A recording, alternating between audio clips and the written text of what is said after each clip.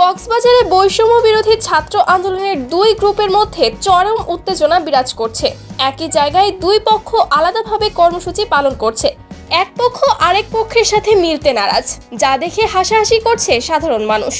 স্বৈরাচার সরকারের পতনের 1 মাস পূর্ণ হলো আজ, আর এই দিনটি উদযাপন উপলক্ষে কর্মসূচি রেখেছিল বৈষম্য বিরোধী ছাত্র সংগঠন। আজ সারা দেশে শান্তিপূর্ণভাবে কর্মসূচি পালন হলেও কক্সবাজারে ঘটল ভিন্ন ঘটনা।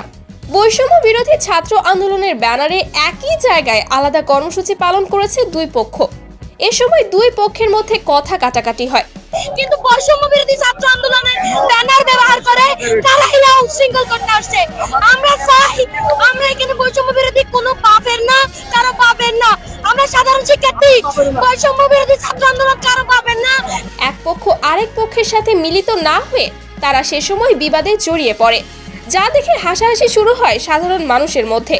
সে সময় একটি পক্ষ দাবি করেন ছাত্র না হয়েও একরাম নামের এক যুবক বৈষম্য বিরোধী ছাত্র আন্দোলনের ব্যানারে আন্দোলনে নেমেছে এবং সে অপর পক্ষের সাথে বাজে ব্যবহার করেছে। কালকে থেকে এদের সাথে বসার জন্য অনেকবার চেষ্টা করছি, তারা কিছুতেই বসতে চাচ্ছে না আমাদের সাথে। ইভেন ছাত্র দলের যে একরাম, সে আমার সাথে বেয়াদবি করছে এবং তার থেকে এসবের পরে তার থেকে আমার কাছে ক্ষমা চাইতে হবে। সে যদি ছাত্র হয় তার 3 বাপের বাটা বাপ, এটা ভাবি দেখি হিসাবে ছাত্র হয়েছে। আমার সাথে বেয়াদবি করা সে কে? আমি ছাত্র, আমি বুক ফুলিয়ে বলতে পারবো আমি স্টুডেন্ট। সে কে? তার খবর আমরা নিয়েছি। সে যখন আমাদের সাথে আন্দোলনে নামে তার থেকে আমি 3-4 বার মাইক কেড়ে নিছি। সে এখানে কি